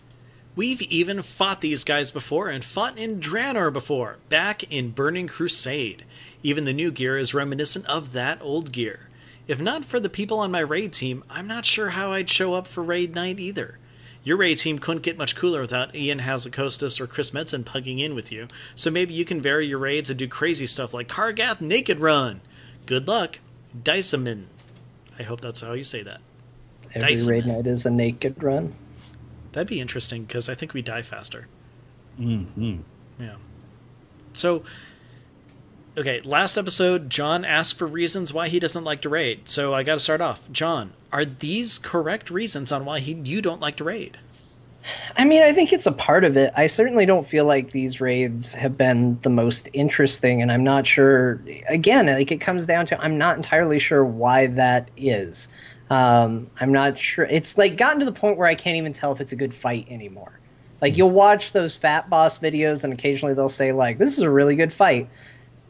I never have that commentary go through my head. Like the last time I fought a boss and was like, that was a really good fight. Like I think it was probably that dragon where you reverse time, because I was just like, oh my gosh, I'm fighting next to myself. It's like a dream come true.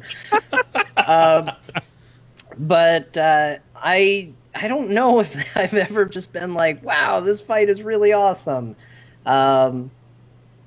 I think a lot of it has to do with, I mean, I always was excited for the Garrosh fight, right? Because I was always excited about what heirloom could potentially drop.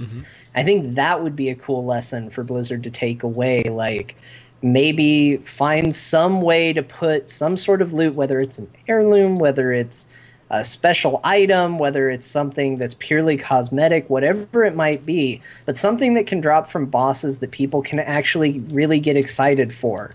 And it's not just like, oh, well, here's another gear upgrade that drops from this set loot table, because there was something special about fighting Garrosh, where it was like, oh, I might get this heirloom and I can use that on my other tunes, and like it's going to be really cool. I think that was a cool mechanic. I'd like to see them do something with that going forward. Yeah. It's funny. Before this this email, I didn't even think about the whole, hey, we've already spent a year in Blackrock Foundry when it was called Siege of Orgrimmar. Yeah, so thanks for that. Interesting observation. You've just made everybody very sad. But, you know, so far, I mean, we haven't gone through the entirety of it. I mean, I kind of have in Raid Finder, kind of. But I have to say, I enjoyed a lot more. But the way that, you know, I go through an expansion, I kind of look at things, I think you kind of hit the nail on the head for me. Khadgar, the guy who's like trying to get us to go here and do everything, isn't interested in these raids. After you finish all the questing in this really awesome cinematic in the Grand, that's it. There's not a lot of story other than, hey, go fight those guys.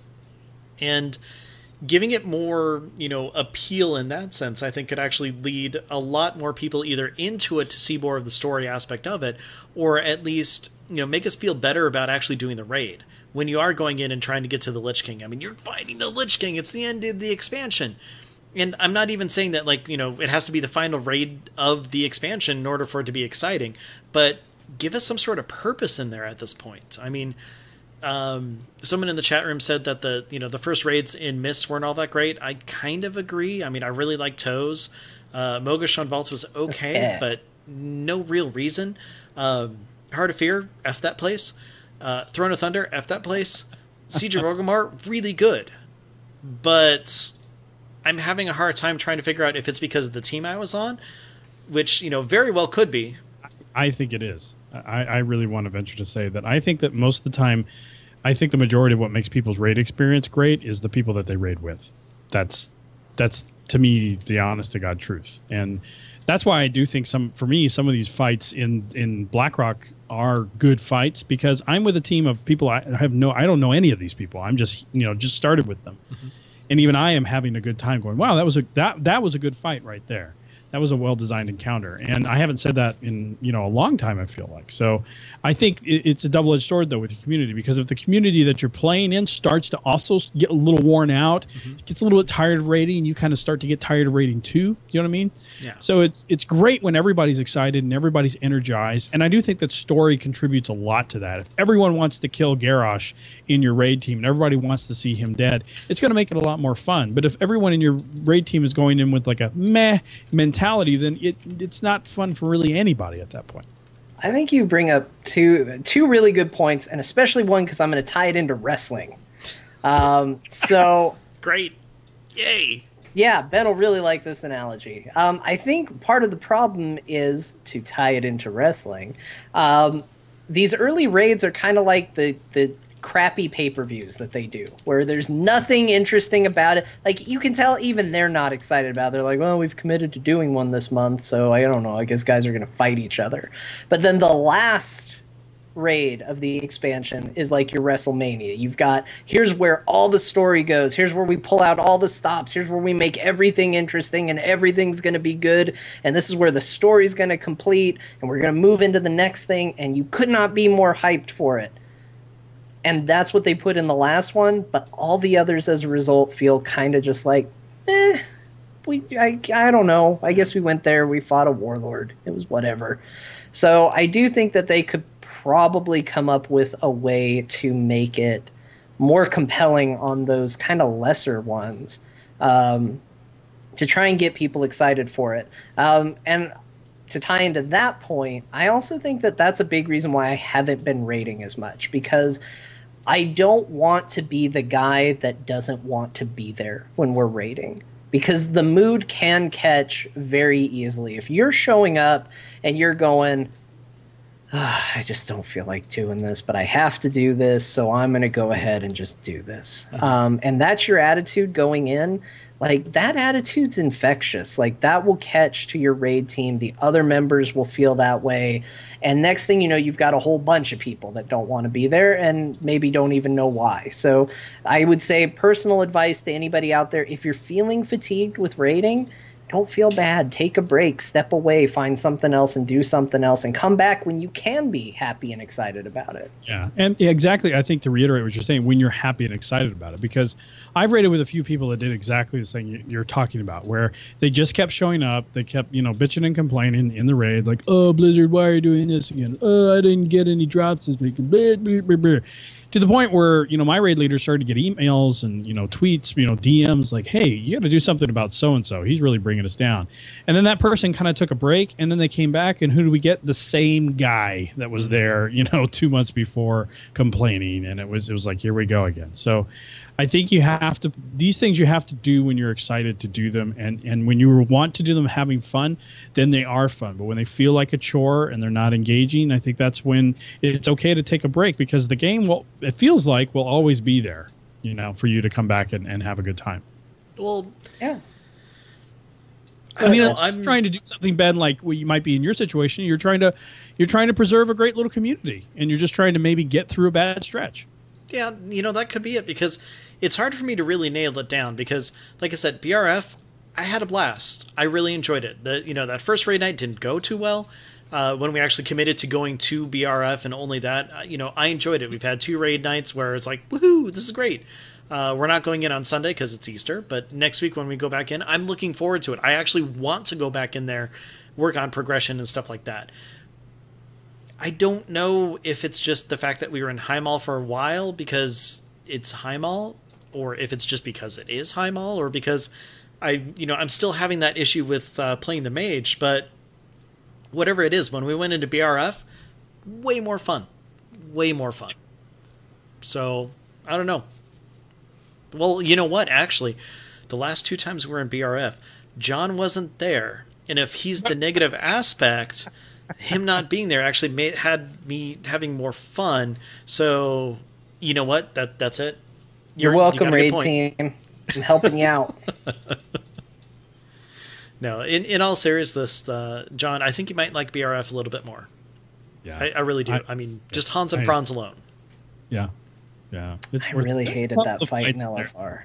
Well, that's LFR. Well, it's LFR. That's the... Oh, right. Here we go. That's the worst way to judge a raid, is to go into LFR. That is the worst. That's like... It's like going to see a movie that everyone loves is great, and right before you walked in, some giant man took a big crap in the middle of the movie theater and it smells like turd, and you walk in, you're like, God, it smells like turd in here.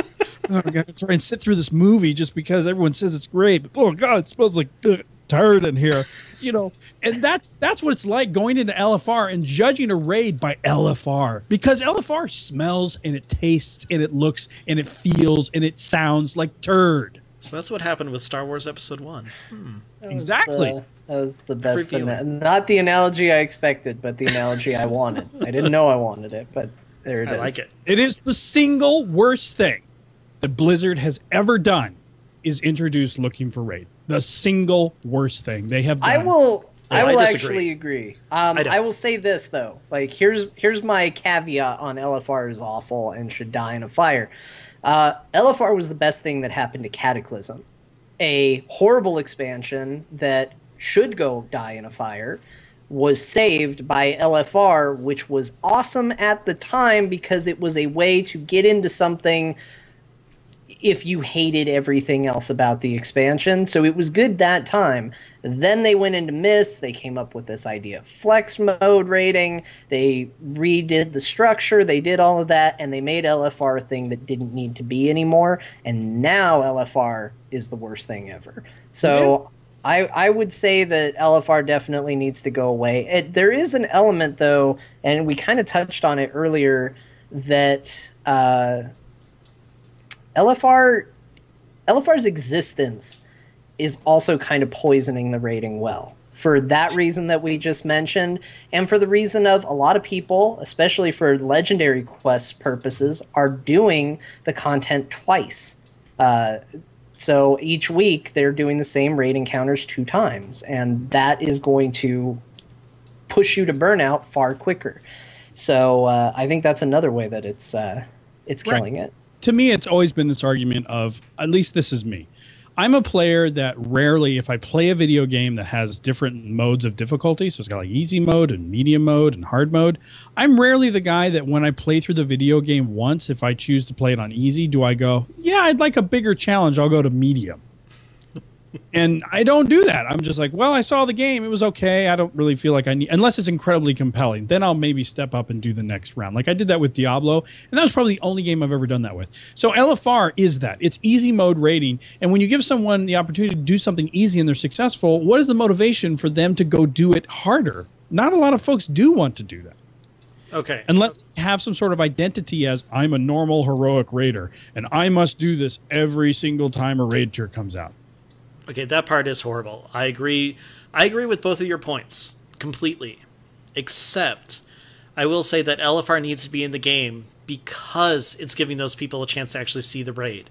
Now, should they have... Well, hold on. Whoa. Those people to work for that opportunity. That's what I want. I want them to do the work, play the game, commit, be at raid on time, and that's what it means to be a raider. I'm sorry, but that's the deal. Clicking a button and then jumping in there with green items in your gear does not make you a raider, and you should not get to see the content if you do not play the game the way it's supposed to be played.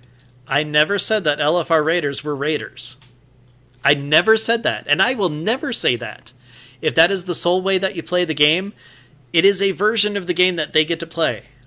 A raid team and a raider who is on that raid team is running normal, is running heroic, is running mythic. That I agree with. Now, John, let me try to help my point here. Were you on a raid team at the end of Cataclysm? No. Did you consider yourself a raider? No. Did you see all of Dragon Soul? Yes. Okay. John got to see the content. He was a raider at some point. Hold on. Cataclysm. I'm coming back around to that. So, never mind. Forget it. Good job, John. No, keep going, man. Now I have to hear it, or else my head's gonna explode. We're committed to this idea. Yeah, we've talked about it before. I think most of it was back when they were talking about how there's no tier pieces in LFR, which there are now, if I remember correctly. It's its own weird tier. Okay, so it's its own weird tier, whatever.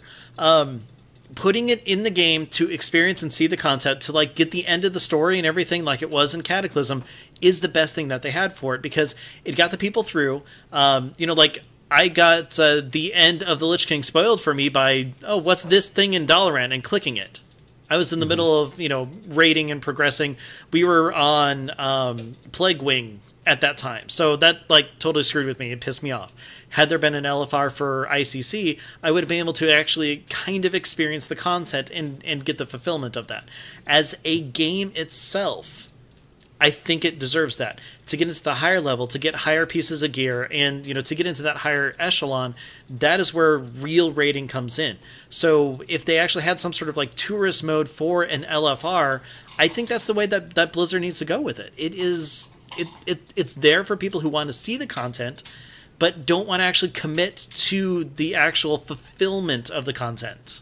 Okay, I agree with you both. Hold on, let me get in here. John's got to insert himself right between the middle of you two. I agree with both of you. I think you both have valid points. I think Ben just said it. If they're going to commit to seeing the story and not necessarily get the reward for it, then that's exactly what it should be. It should be a go in, experience the fights and the story that occurs there, and you should not get gear for it. And if people are going to go, well, if there's no gear, I'm not going. Good. Then don't go. Yeah. No, but I don't care. Yeah, but here's the problem that I have, and this is not about the person who has the situation where they want to see the content and they don't know if they can see the content and this, that, and the other thing. What I feel it has done, it has and maybe this is a good thing. Maybe it is. Maybe, but my perspective as someone who has helped run and manage raid teams over time, all I've seen raid leaders deal with is people looking at the content and go, you know what? I'd rather not put in the time. I'll just do LFR, and having to try and continue to find people who are committed. Whereas that player in the past would have just continued to keep raiding, continue to keep trying to participate, continue to be on the team, because there wasn't an alternative that could just go on a click on a button and have the experience. And that's I think my issue. I think that it's done more to toxic up the pool of experienced raiders and dilute it than it has to actually do what I think Blizzard wanted it to do, which is kind of maybe usher in new raiders into higher level content. That's my opinion. Here's what I think they should do with LFR. Here's my Hold on. Before you do that, I have a question for Mick based on what he said. Do you think that the people who said, "Oh, well, I'll just go do it in LFR," and they're losing raid members, do you think that that's better for them than someone who's just kind of sticking around to just be there, versus someone who actually wants to be there and raid and have that extra difficulty? I think that. That's a great question. And here's the experience I see. I oftentimes see folks, I think that LFR does two things to that particular raider. I think that LFR puts something in the minds of a lot of raiders where it's like, I have to do LFR every week, and then I have to do my raid team. And now they're doing the content twice. They're getting burned out on it twice as fast than they would have in the past. And then that's when they get to about halfway through the boss, they hit a hard progression situation. They're not progressing through. They've already beaten it on LFR. They've already gotten to the end boss. They're getting frustrated, and they're like, F it, I'm done. And that's what I see happen more times than I see some dude apply to a raid team and be like, hey, I just did LFR and I love it, and I want to be on a raid team now. I don't see that as much. What I see is the person getting frustrated with higher difficulties and then giving up because they've already had success at a lower, easier mode. Yeah, and especially being as someone who you recently joined a raid team, and I know that you were looking for a while for one, so I can see that aspect of it, of being in a pool of people who just don't give an F. Meanwhile, you actually want to do something. So I see your points, and to an extent, I agree with you. But go ahead. Okay.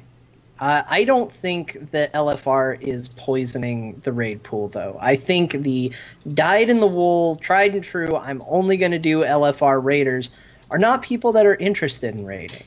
And I think that's fine. Raiding is not for everybody. And it has bothered me that if you care about the story of World of Warcraft, you kind of have to be a raider if you want to see it in the past. If I wanted to know how the Lich King story was going to end, I needed to be a raider. That had to be something that I was into. Otherwise, I wasn't going to get to find out. Even though I played Warcraft 3 and I played the expansion to it, and Arthas was my favorite story from that, and I wanted to know what was going on. I'm so excited for the story. If I want to know how that ends, I need to raid. Because the idea that they were going to put it on a fountain, nobody knew they were going to do that. Which even then, you still don't get the full story, but at least you can see the cinematic. Yeah. So I feel like there does need to be a method for that person to be able to see the story so they can feel like they're a part of the World of Warcraft. I have no problem with that. What I have an issue with, and where I do think LFR is poisoning the player base, is it is offering too high an incentive for people to go into LFR. Mm-hmm. The biggest issue is the legendary. Yeah. Because by allowing you to do legendary progression, it means that for the most part, you are going to be doing your LFR, because let's say your progression rate is only 2 bosses in, but there's 2 or 3 wings of the LFR version in. So maybe you do your 2 progression in because maybe the reward's a little bit better for the legendary there, but then you're going to go through and you're still going to do all of LFR because you got to finish all 3 bosses that you don't have down. So you got to do that first wing, and then you have to do the other 2 for the rewards that come from that, so that you can get that legendary caught up, so that you don't feel like you're falling behind, because who knows when Blizzard's going to release the next thing, and now all of a sudden everybody's moved on to the next big thing, and here I am stuck trying to get stupid tablets built or whatever it is I'm working on now for Khadgar. Yeah. Who cares? That is causing a problem. I think the solution is don't put legendary progression on LFR. It's not that important. If they want to get their legendary item, it is called a legendary item. It should be difficult to get. Even if you're going to give access to everybody, should still require some amount of challenge. It's understood that it's a raiding item. Give it to the raiders. Put it on all the difficulties except LFR. Go ahead and give gear in LFR. I'm slightly kidding by saying remove it all. Put it on par with heroic instant raid gear. Don't make it raid tier gear. Make it an alternative to going through heroic instances, because I can say I like raiding. That isn't a guaranteed I like going through heroic dungeons. Those are not hand in hand. It's not everybody who likes raiding loves doing dungeons, and vice versa. Everybody who likes dungeons doesn't like raiding. So give alternate ways of gearing up for raiding. Yes. I think that's a good way to go. That's what they should do. They should make it ridiculously easy. They should go out of their way to remove the toxicity, maybe find ways to teach people a little bit more about raiding through it, whether that is making it... I saw the idea in the chat room. Make it a solo scenario where you go through and maybe it does have the opportunity to teach you the encounters a little bit more, or keep it where we just throw everybody in there and it's a big cluster and everybody just goes off and does whatever they want. I don't know what the best way is there, but yeah, it should be a way to go through the content and feel like, yay, I killed the Lich King, or I killed the Warlords, or I did the thing. Go me, pat myself on the back, and let raiding be for raiders. The biggest thing out of that, and I agree with more than anything else, don't give a legendary to everybody.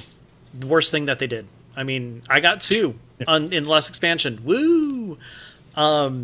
Even though I got one, and yeah, I had an at-level legendary, I still think it was horrible. It's one of the worst things they can do. The fact that they added it in this expansion as well as a ring, I don't agree with it. I don't like it. I have to do it because I am a raider, and that means that I have to do LFR in order to get that crap. But the thing is that I don't think that it's a good idea. I mean, it's a legendary item. A legendary item shouldn't be, it takes the entire expansion to get. It should be, holy crap, I actually did something phenomenal for it. Like, you know, I got my legendary staff an expansion late, or 2 expansions late. I don't know, whatever. Because I wasn't raiding at the time. I couldn't. So, yeah, LFR dropping that stuff doesn't make sense. And the fact that everybody gets one, it doesn't work in my mind. Yeah, I would completely agree. And I already know what people are going to say, because the argument seems like, all right, cool, we all are in agreement, but I will play devil's advocate and say, if I am a non-raider LFR type person and I hear that argument, the thing that I would say would be, but the coolest quest line in the game and the best story currently in the game is tied to the legendary quest line, and now you're telling me the only way I can see it is if I raid. Play the game the way it's supposed to be played.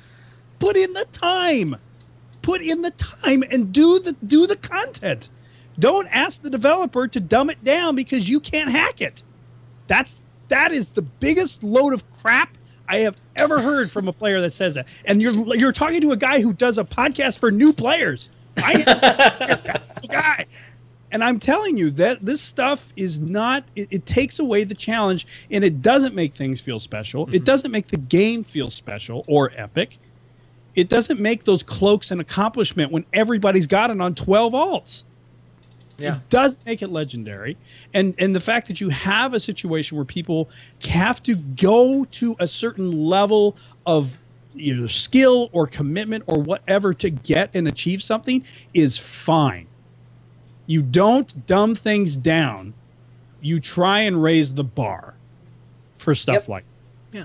I completely agree. I was playing devil's advocate, be clear, because I completely agree with that. Yep. Well And said, that's Nick, and very passionate. That's why I got my legendary on the next expansion. It was a really cool quest line. Really cool. I really enjoyed doing it. You know what? Wasn't doing what I needed to at the time to do it, so didn't have it. Was I pissed off or upset about that? No. Because I knew what was required at the time.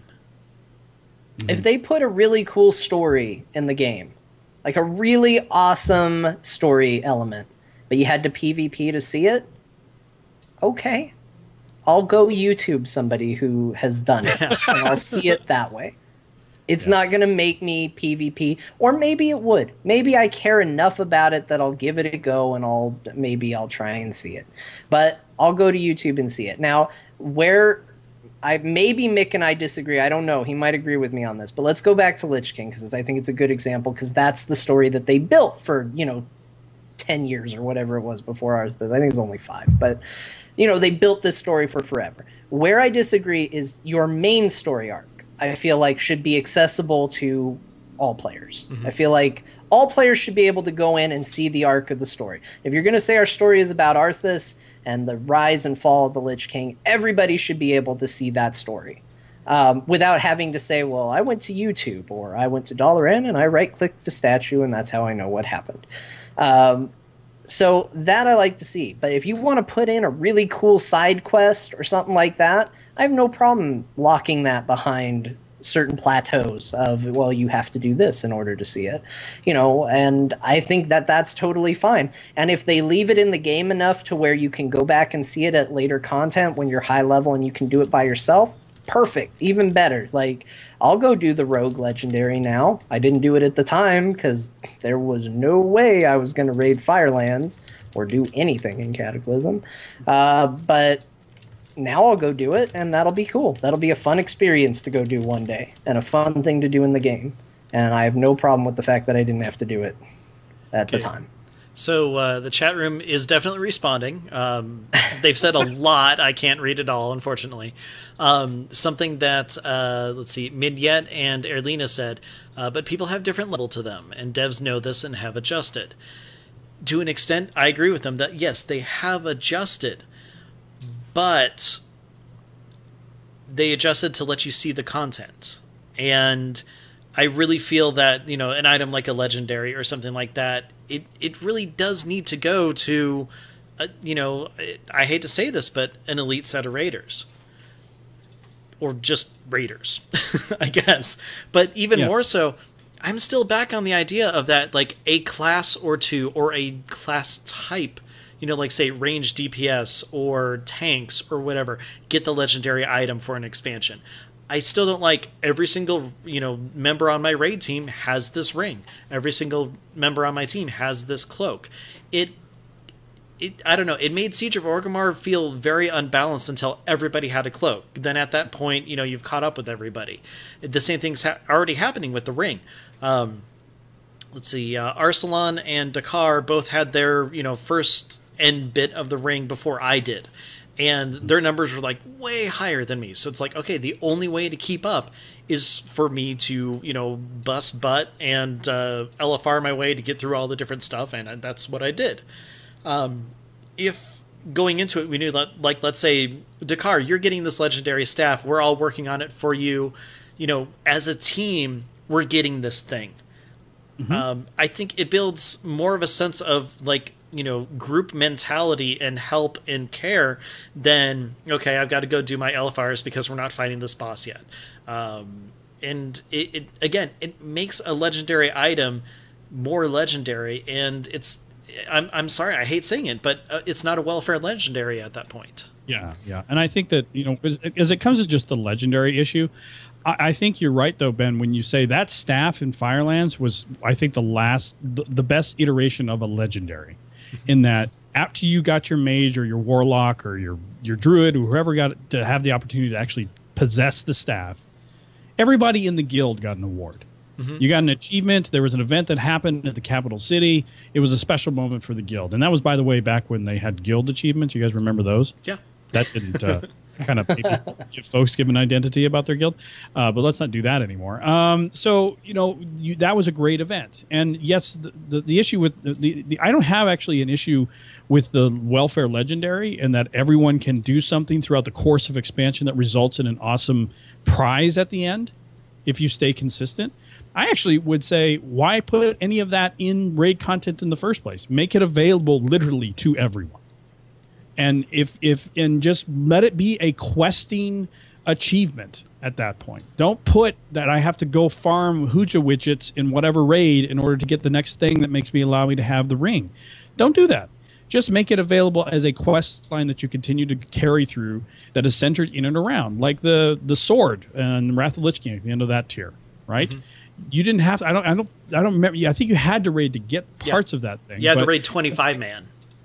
Right, but when you didn't finish it in a raid, you finished it outside somewhere in the world itself, in Icecrown.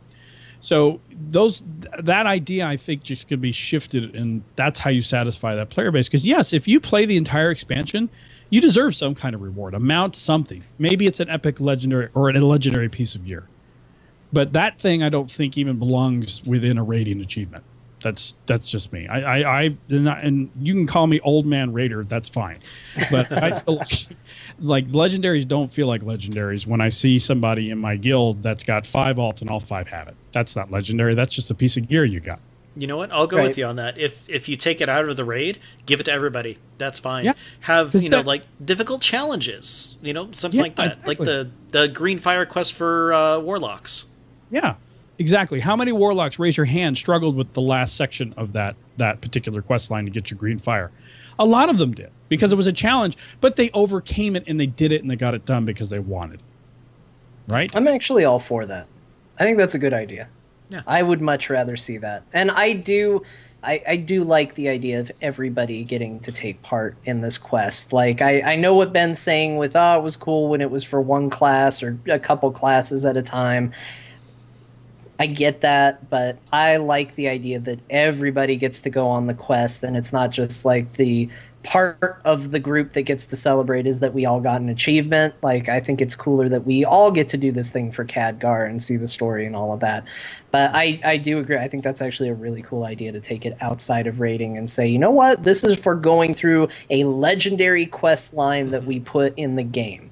Like, It's not about, oh, well, you were a raider, and so here's your legendary item for raiding. It's, no, you went through the legendary quest. Here's a reward for playing the expansion. Yeah, exactly. You played the whole thing. You showed up for all the tier. You went through all the content. Congratulations. Yeah. You get to transmog into a buffalo and run around. Great. I just feel like, and a lot of folks in here are getting pissed at me. But here's the deal. I feel that with where the level of normal is today, and then we have heroic, and then we have mythic. Mm-hmm. And I feel that we're in a place, given the fact that we have a pretty decent, hey, I want to try and get into a raid tool. Some of us have actually used that to pug up raiders, and it's actually worked. I feel like those things in existence, and even add-ons like Open Raid, I don't feel like there's a need for LFR anymore. That's just all I'm saying. I think we have enough opportunity now for players to enter into the world of raiding, and I think it's going to be fine.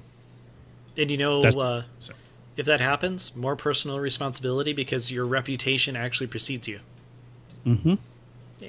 But if the raid encounters, though, Ben, are less gear checks and they're more like, can you do these steps in this order? Isn't that more accessible to more players? Well, I don't. That's the thing. If it's outside of raiding, I'm fine with that. When you put it in raiding and it forces people to do when you're forced to do the PvP last expansion. Oh, I hate that. How many people did war games as opposed to actually playing the real PvP? Yeah, I get it. Mm-hmm. Yeah. I did real PvP, but that's because no one in my guild I did too. Me too. Which, you know what? It made me say, hey, that, temple level is actually really cool. I went back one more time, and I'm like, done. Yeah, I actually had fun with one of them. I was like, yeah, I defended this minecart really well.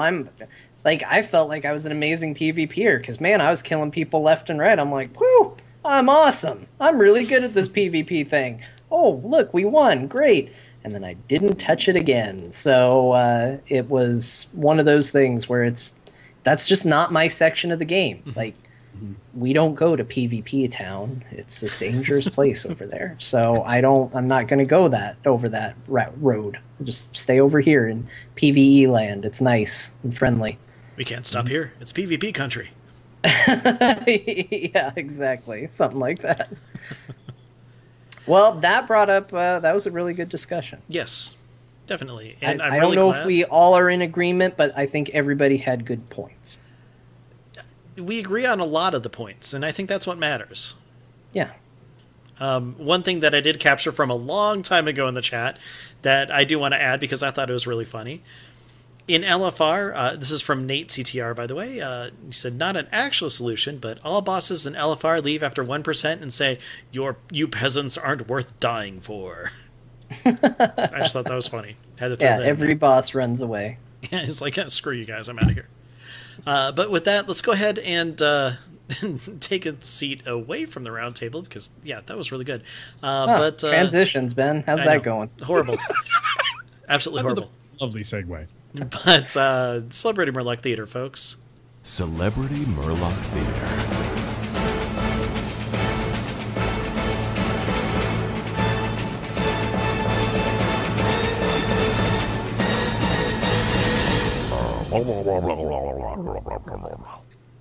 It's time for Celebrity Murloc Theater. John, why is Celebrity Murloc Theater important?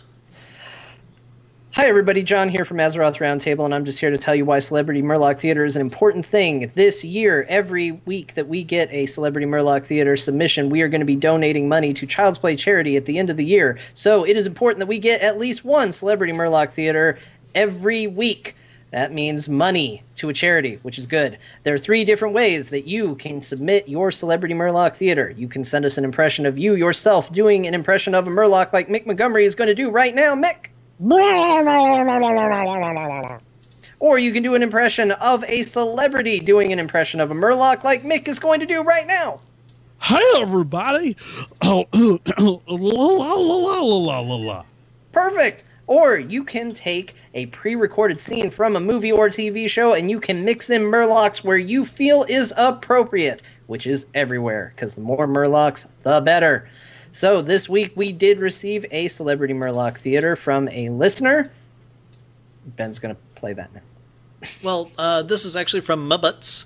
So not only did we get an email, we also got a Murloc. She said, when I mentioned to my boys what Celebrity Murloc Theater is and how you are donating money to help sick kids, they got excited and wanted to help too. They had recently been singing the refrain from What Does the Fox Say? And to my chagrin, is it chagrin or chagrin? I always screw that up when I read it. I think it's chagrin. Yeah, And to my chagrin, decided it should be Murlocs. So here are Eric, age 7, and Kyle, age 5, answering the question, what does a Murloc say? Because we all need more earwormy memes. After all, it's for the children. Enjoy, or something, from Mubutts. What does a Murloc say? What does a Murloc say?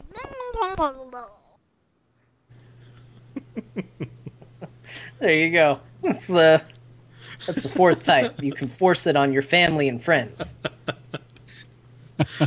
Oh, that was great. Absolutely adorable. Thank you so much for that. It's even better if you run up to them with like a microphone and just go, what does a Murloc say?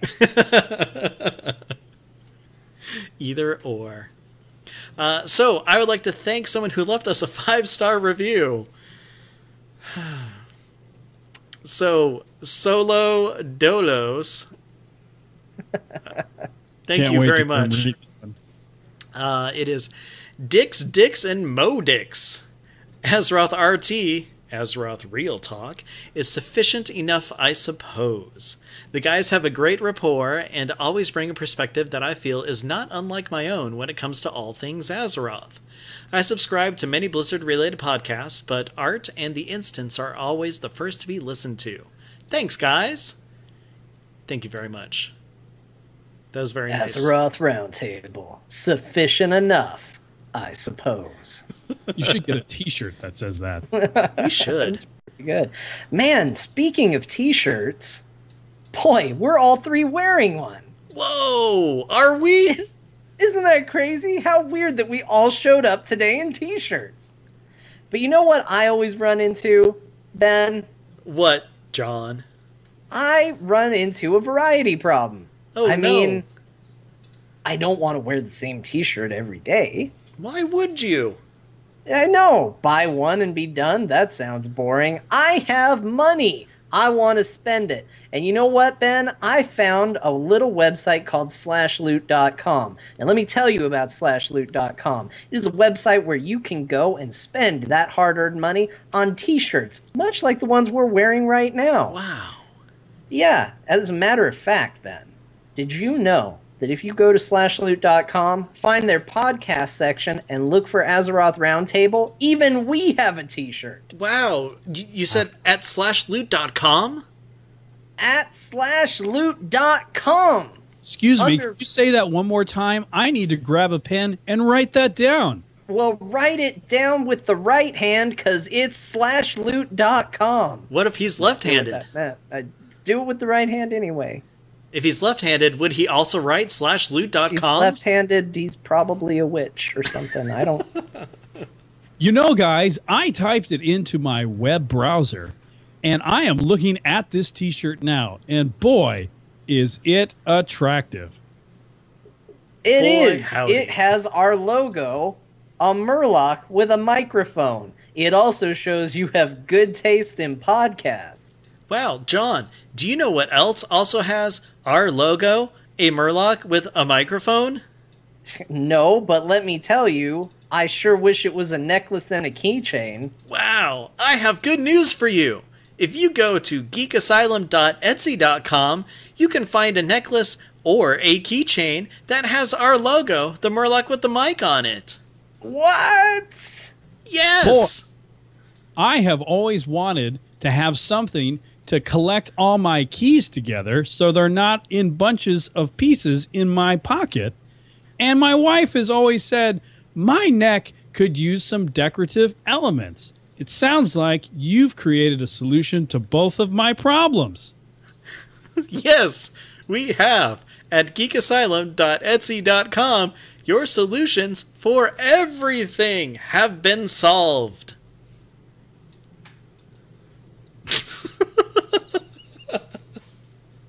I love you guys. I seriously do. Mick, thank you very much for joining us this week, and thank you for the lively discussion on LFR. I somehow brought The Rock to this show tonight and then pissed off your chat room. All in one night. This is fantastic. Oh, no. They listen to the show. We piss them off every week. It's a show with me on it. They're never happy. Yeah. Nobody's happy. But thanks for joining us. How can people find you? I think the best way to check me out, I guess, is you can actually go to thestartingzone.com. That's a podcast I do about World of Warcraft for new and experienced players. And you can, we've done a lot of HOTS talk tonight.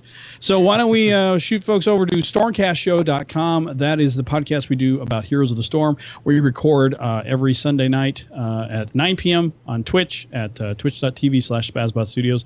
And the Starting Zone records at 9 p.m. on Monday nights. In fact, we got a brand new co-host we're going to unveil this week. So I know. I'm excited. Is it me? No, it's not you, Ben. Is it John? No, it's not John. Is it you? Spoilers.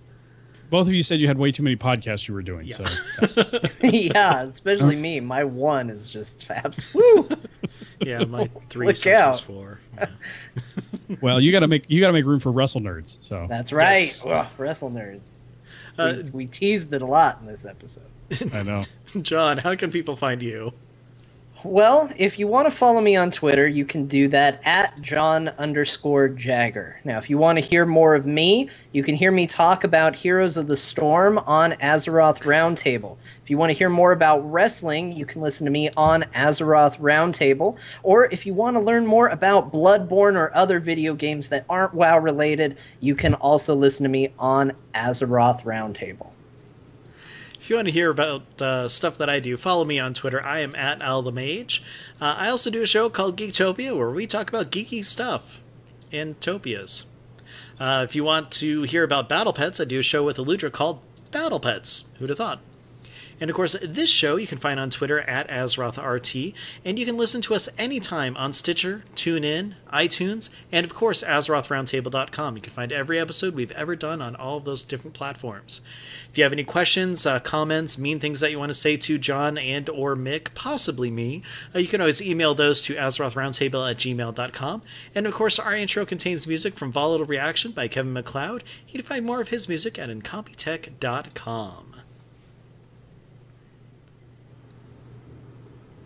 And what are you saying? Okay, Mick? everybody be really quiet, because for some reason at the end of the show, if you're not quiet, people won't know it's the end. It's the end. Oh, just we're stopped at the end. Okay. Yeah.